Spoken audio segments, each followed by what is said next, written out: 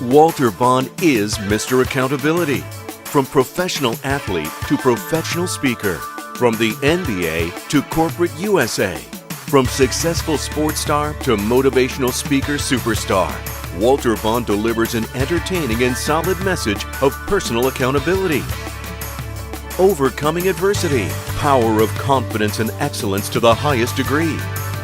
Your organization will be rocked with enthusiasm and inspired to achieve bigger, stronger, and faster performance to reach their highest success level. I heard people in the hallway, I might skip this session. I've heard a bunch of motivational speakers. Well, maybe you have, honey, but you've never heard me.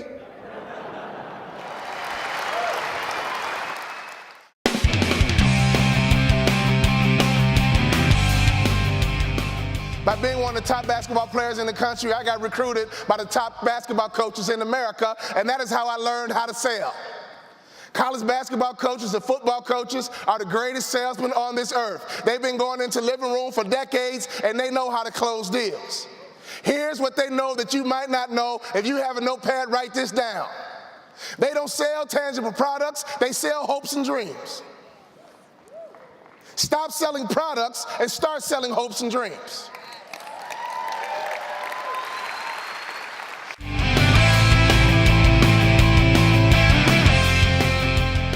Confidence is arrogance under control. That's all confidence is. The only thing I miss about the NBA is being around 15 people all day long who are thoroughly convinced they're the best in the world at what they do. I made one mistake. I crossed the line of confidence and I became arrogant. I got to the University of Minnesota. I met my first teammate. It went something like this. What's up, dog? My name is Walt Bond, All-State from Chicago. In other words, the Messiah has arrived. My teammate stood up and he said this.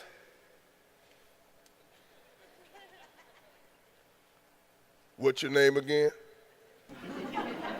Walt Bond, All-State from Chicago. Okay. That's not bad, but my name is Willie Burton, All-American from Detroit, Michigan. The next day was our first practice. I'm still convinced that I'm the key to turn this program around. I went in the locker room, I was going to find the toughest guy on the team. Once I find the toughest guy on the team, I'm going to dunk the basketball in his face, and I'll be the star like I was in high school. I got in the locker room, and I found the toughest guy on the team. His name was Richie Coffey. Richie Coffey was 6'6", 235 pounds, and I'll be honest with you, the first time I saw his body up close was the first time I questioned God. I thought we were all created equal. I saw Richard in the shower. We are not created equal. When I left sports and got into the real world, I began to realize that people struggle with confidence. I hate to pick on ladies, but ladies, you are so hard on each other. You hear women say this all the time. I cannot stand that woman right there.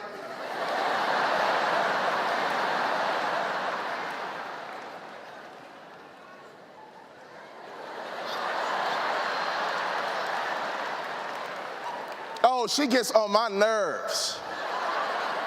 I mean, she thinks she's all that. See, the only way someone's confidence can offend or annoy you is if you struggle with your own confidence. Confident people don't bother me. Confident people don't offend me. I love confident people, but this is what you should be careful of. Don't you ever cross that line into arrogance. Because arrogant people stop growing, arrogant people stop developing, because arrogant people think they have arrived. Be as confident as you can be without crossing the line into arrogance.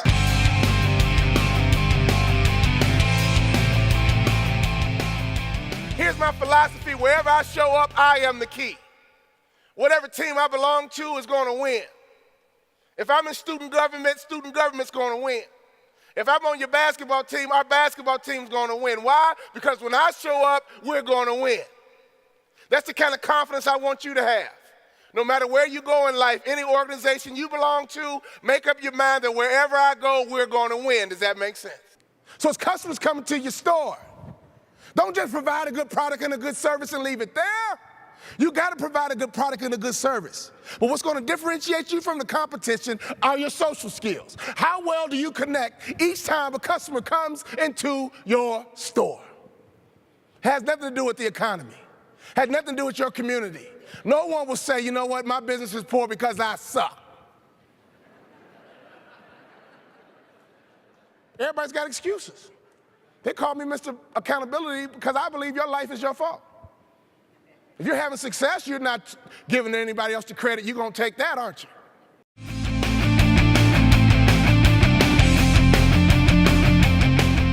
So here's my $1 million advice. Stop communicating and start connecting. Connect with your team members. Connect with each and every person who comes through your restaurant. And make sure you have a person at that door who has the social skill to connect.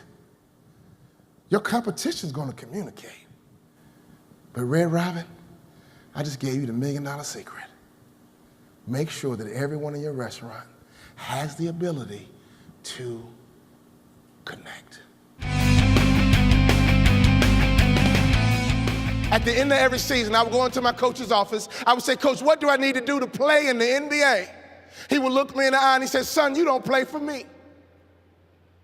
I know, Coach, I plan on becoming someone different.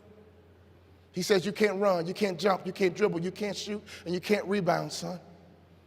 And so I entered into my off season.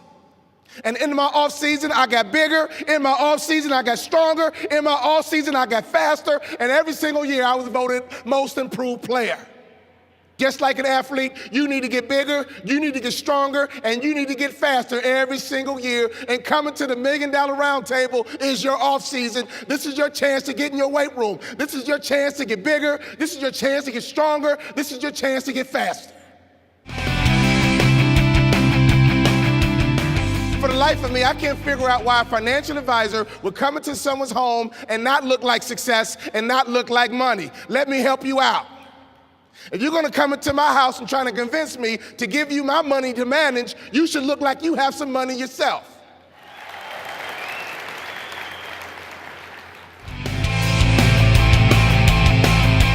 The likability factor is the best kept secret in business. The likability factor is the best kept secret in business. When I was a little boy, my mother would say, Walter, you could always light up a room. Ever since you were a little boy, you could always light up a room. Now as a professional, I light up ballrooms. But I know this about people. Some people can brighten up a room. We have people right now, you're successful because as an owner, you brighten up your room. When you walk into your store, you brighten up your store. Your presence, your personality, your spirit brightens up a room. But I also know this. Some people brighten up a room when they enter.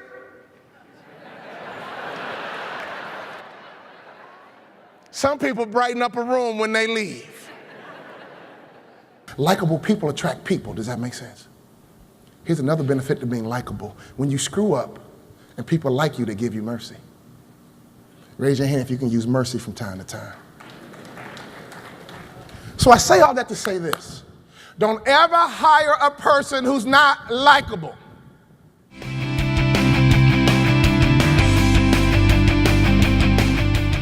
There's a speaker named Brian Tracy who puts it this way. Your salary will be the average of your 5 closest friends. In other words, if you want to make more money, you need to get some new friends. If you get around another franchisee who's throwing pity parties, being critical and negative, you say you suck and get away from him.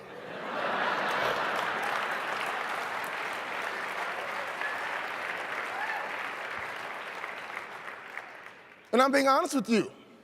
Your salary will be the average of your 5 closest friends. My daddy taught me, if you want to be a doctor, hang with doctors. If you want to be a lawyer, hang with lawyers. If you want to be a goer, go with the goers. If you want to be a negative nanny, you hang with the negative nannies. You just stay away from me because I don't want your foul spirit getting on me. When I started my motivational speaking business, I sought out the top speakers in the industry and they became my mentors. And now people consider me the fastest rising star in the speaking business, and I give all the credit to the people I hang around. I'm a Chicago kid. I took that literally. You cannot hang around with anybody in Chicago if you wanted to be successful. So I'm very selective in my fellowship.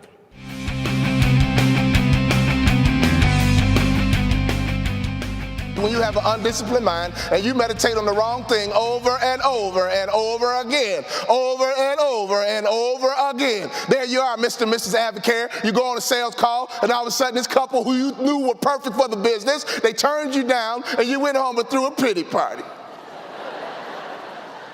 I don't like the feeling of rejection. I don't like the feeling of being rejected.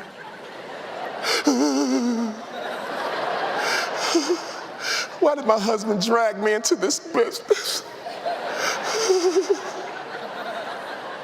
Here's what I know about life. I give you 3 days to throw a pity party, and that's it. If you're going to throw a pity party, I give you 3 days, and that's it. And after 3 days, you cut off your boombox, your 8-track tape, your record player, your iPod, your MP3, and you come up with a plan.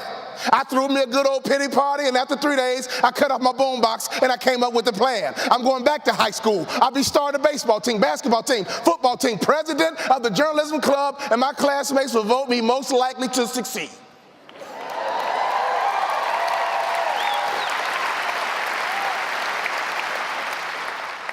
See, some of you guys came here throwing pity parties. I'm here to tell you, you need to stop your pity party, because in 365 days, it's going to be you and your wife on the stage telling us your testimony.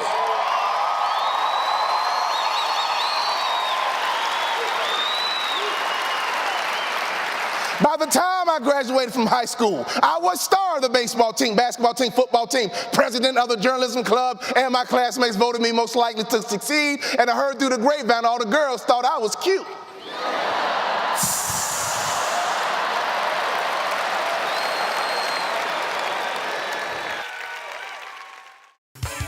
Business expert, broadcaster, author, speaker, and former professional athlete who played for the Utah Jazz, Detroit Pistons, and Dallas Mavericks. Walter Bond's personal credo, "No one can stop you but you," encapsulates a message of hope and resiliency, encouraging bigger, stronger, and faster results for positive change on a corporate and personal level.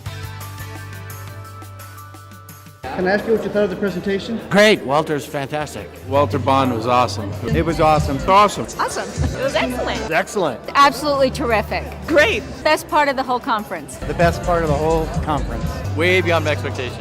One of the best NBA speakers I've ever heard in my life.